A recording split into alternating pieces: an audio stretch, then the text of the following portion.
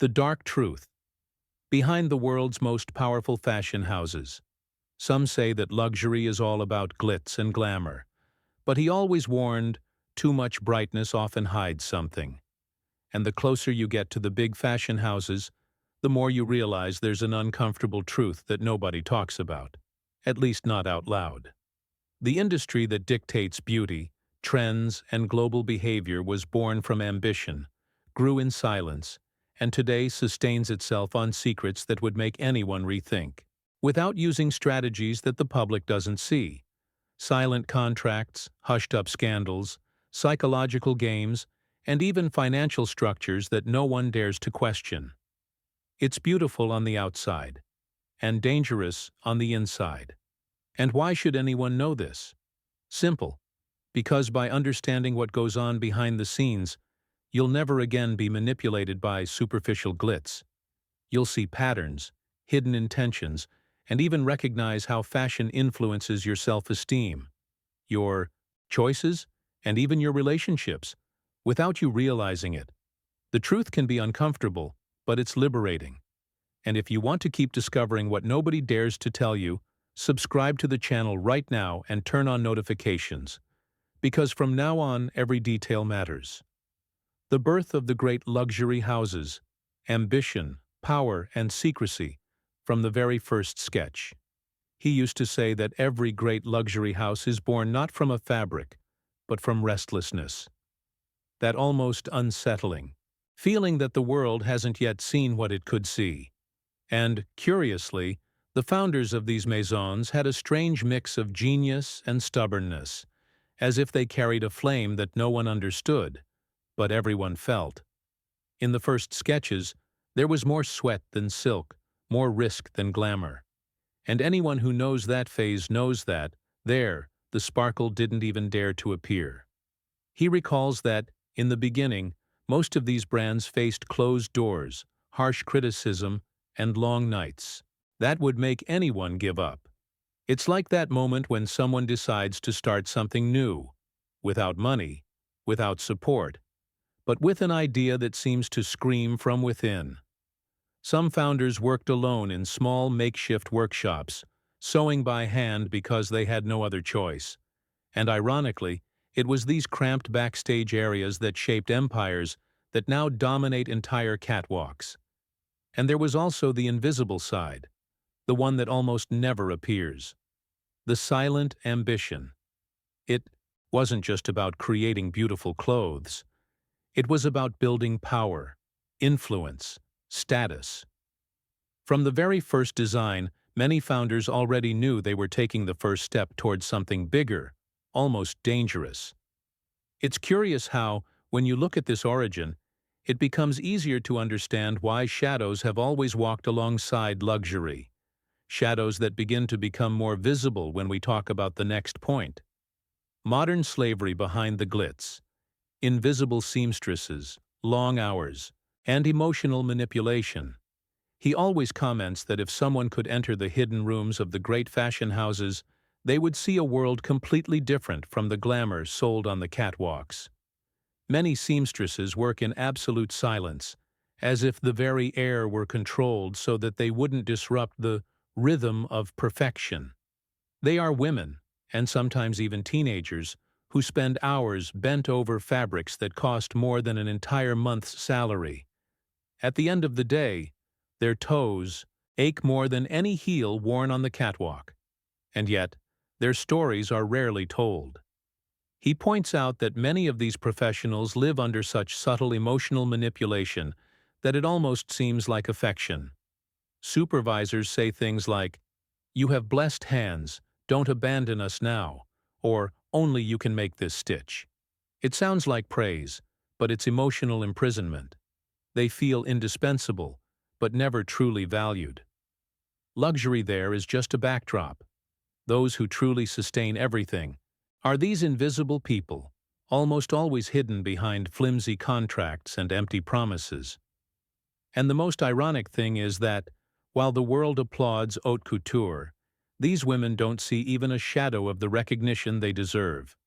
Some work 12, 15 hours a day, believing that a simple "thank you" would already be a gift. He says that when someone understands this dark side of the industry, they begin to see that the brilliance of the catwalks is lit by tired hands. And this discovery opens up space for an even bigger question. What happens when the pursuit of perfection surpasses all human limits? The price of perfection, creative abuses, internal sabotage, and the psychological game behind the scenes. He always says that behind the perfect collections that leave the world breathless, there's an atmosphere of tension so dense you could cut it with a tailor's scissors. Creative directors deal with impossible deadlines, absurd demands, and pressure that transforms any minor mistake into almost a fashion sin. Behind the scenes, every idea needs to be born brilliant and fast. There's no room for doubt, much less for breathing. And it's precisely in this suffocating environment that the glamour begins to crumble. He has seen brilliant designers beg for a few more days, not out of laziness, but because creativity simply doesn't thrive under threat. Many suffer from such intense creative blocks that they literally become ill. Some report panic attacks before meetings. Others depend on sleeping pills or pills to wake up. And the internal sabotage? Ah, that's almost a secret ritual. Stolen ideas, altered sketches, venomous comments circulating through the corridors like expensive perfumes. Each fashion house has its own Cold War. The psychological game is also sharp. Leaders who praise in the morning and destroy in the afternoon, colleagues who pretend to root for others' success while waiting for the slightest mistake to take their place. He comments that creative people are sensitive by nature, and this makes them vulnerable in an environment that demands constant genius. And when this pressure goes to the extreme, dubious behaviors emerge, some so serious that, to be hidden, they give rise to carefully hushed-up scandals. But that's a topic for the next point. Hushed-up scandals, crimes, silent contracts, and pacts of silence. He often says that if someone spent a single night inside the meeting rooms of the big fashion houses, they would quickly understand why certain issues never reach the press. There are scandals so well buried that they would make even a TV series screenwriter doubt them. When something too big happens, a crime, an abuse, a fraud, it's not the police who arrive first, but the legal department. And it's impressive how a confidentiality agreement can silence even the most desperate cry. I've heard stories of models who disappeared after denouncing unacceptable behavior, only to reappear years later, living a different life in another country, as if nothing had happened. Not by magic, but by the economic power of those who finance the silence. Employees are invited to sign agreements that should never exist, receiving sums that seem generous, but not enough to erase the trauma. Everything is always cloaked in a disconcerting elegance, as if the dirt were part of the decor. And, of course, there are also unwritten pacts, that knowing look that says, "You saw it, but you didn't see it." He explains that, in the fashion world, reputation is worth more than truth. Therefore, anything that threatens the image is concealed with surgical speed. However, when so many secrets are piled up, there comes a time when the weight begins to crack the walls. And it is in these cracks that another face of luxury is born. The invisible engineering that manipulates people's desires. The creation of icons, manipulation of desire, psychology of luxury, and the engineering of envy. He always comments that no fashion icon is born by accident. Every famous handbag, every legendary perfume, every logo that has become a global status symbol, everything was meticulously planned to awaken desire. It's not just aesthetics, it's pure psychology. The fashion houses study how to trigger emotional responses, from the exact color that evokes power to the sound of the packaging when opened. Luxury, in this sense, is almost a sophisticated trick to make the consumer feel that they need what, in reality, they never needed. He explains that brands perfectly understand the dynamics of social envy. They know that human beings are driven by comparison, and they use this to their advantage brilliantly, and somewhat cruelly. They create scarce products with endless waiting lists, precisely to reinforce this feeling of exclusivity that the brain interprets as high value. It's the same logic that makes someone desire an item simply because another person can't have it. Ultimately, it's a psychologically flawless game. And all of this is supported by campaigns that look like movies, not advertisements. Strategically chosen celebrities, dreamlike narratives, perfect lighting, an emotional package capable of convincing even the most skeptical. He says that once someone understands this engineering behind desire, they never look at a luxury advertisement the same way again. And it is precisely in this territory, that of celebrities and their almost secret agreements, that the story becomes even darker. The cult of celebrity, alliances, veiled blackmail, and the invisible war for influence. He often says that, in the world of major fashion houses, celebrity isn't just someone famous, it's a currency of power. Each partnership is chosen with the precision of a seasoned chess player. When a star wears a specific dress on the red carpet, it's no coincidence, it's strategy. And behind that impeccable smile lies a contract full of invisible rules, where every step is calculated to increase the brand's reach. The problem is that the brighter the shine, the greater the shadow. He points out that some celebrities engage in veritable silent wars for the privilege of being the face of a powerful fashion house. And the game isn't always clean. There are veiled threats, like, if you sign with another brand, you'll never set foot in this show again. That seems straight out of a suspense script, but happen every day. There are also agreements involving favors, personal secrets, and even protection from scandals. In the end, glamour becomes a kind of gilded prison. And while the public only sees flashes, likes, and dazzling dresses, behind the scenes, it's all about power and control. Celebrities are molded, silenced, and directed to maintain the Maison's impeccable image. He comments that when someone understands this dynamic, they realize that influence isn't just built, it's bought, negotiated, and sometimes forcibly taken. And it's precisely from this obsession with the perfect image that something even more dangerous is born. The factory of insecurities that fuels the entire industry. The obsession with image, body distortion, burnout, and the factory of insecurities.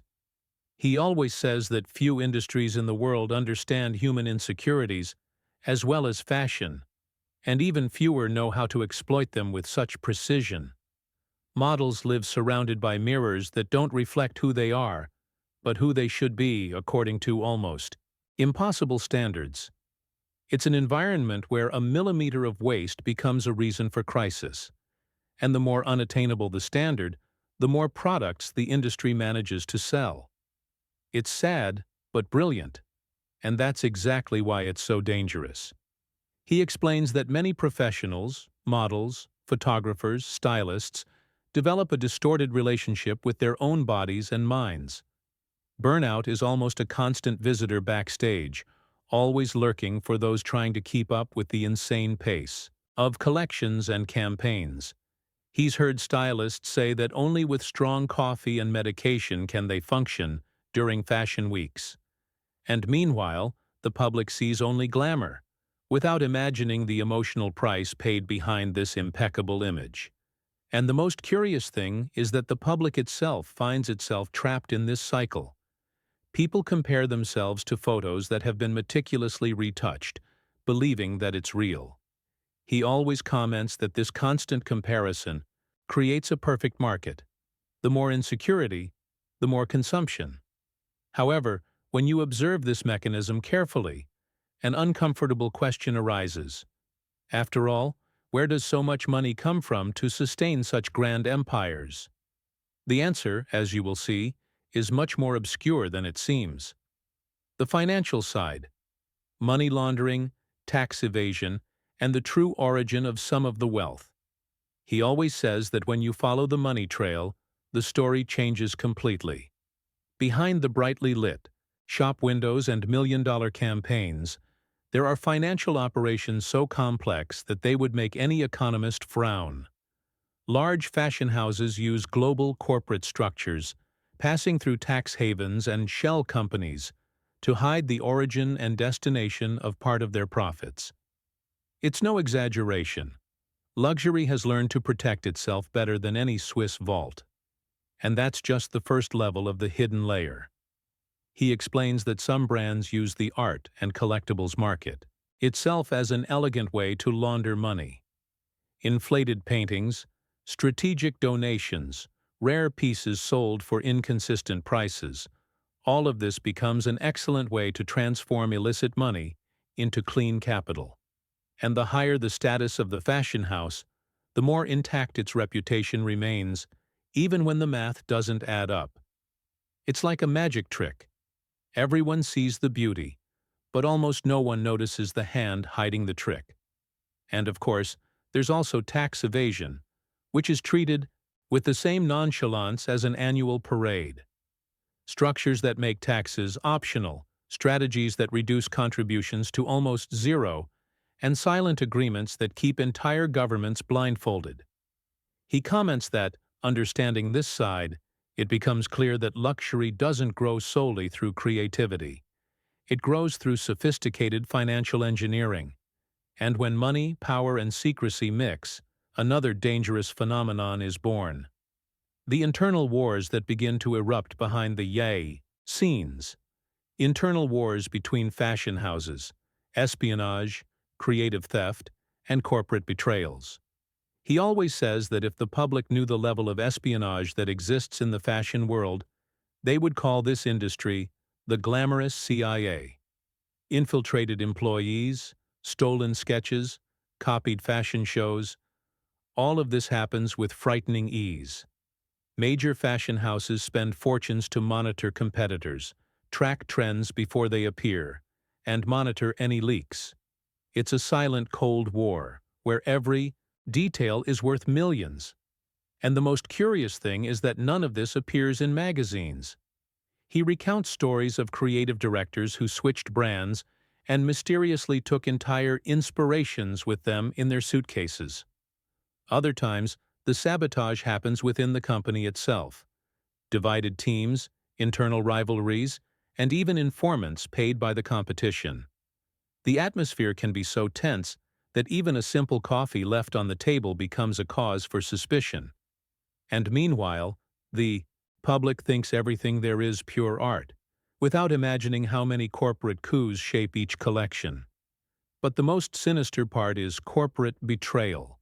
Last-minute broken contracts, secret alliances sealed at discreet dinners, brands sabotaging others' launches just to dominate a quarter's sales. He comments that the more power a fashion house gains, the more enemies it attracts. And, in this scenario of underground battles, an inevitable question arises. What happens when all this war encounters a new element, technology, capable of completely altering the future of luxury? The bleak future, artificial intelligence, fast luxury, and the silent decline of authenticity.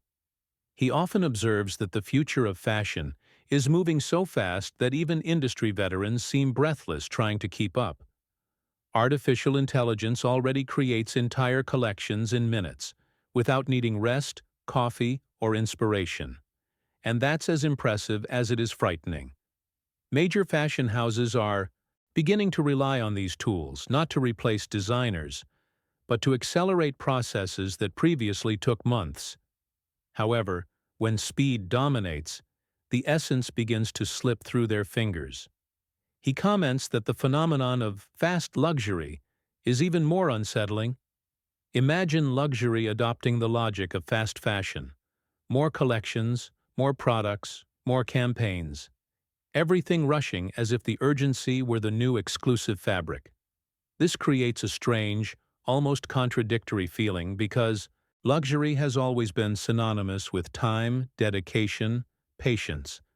Now it seems like a race to launch before the competitor, even if it costs the artisanal soul that shaped the history of each maison.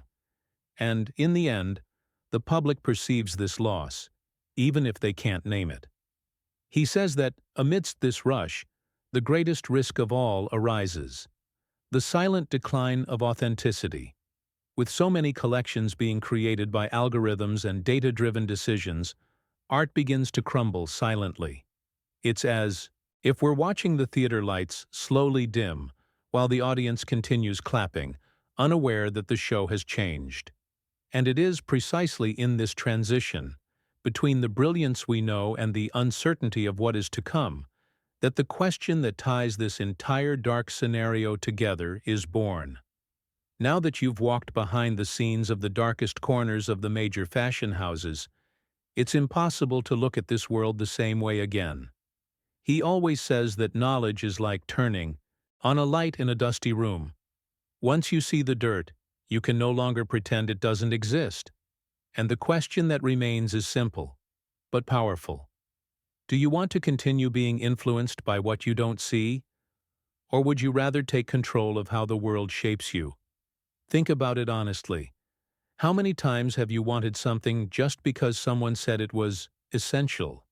How many times have you compared your life to unrealistic standards created to make you buy more, be more, look more? Do you really choose? Or are you just repeating choices programmed by someone who will never know you? He always reminds us, true freedom begins when you learn to question what the world calls normal. And now, knowing about the manipulation, the silent pacts, and the power struggle that exists behind the glamour, what will you do with this information? Will you ignore it and continue as before? Or will you use it to see the world with more awareness, more strength, and more autonomy? The decision is yours, but if you want to continue uncovering secrets, opening your mind, and seeing realities that no one reveals, subscribe to the channel and turn on notifications right now. There's much more truth to come, and you won't want to miss out.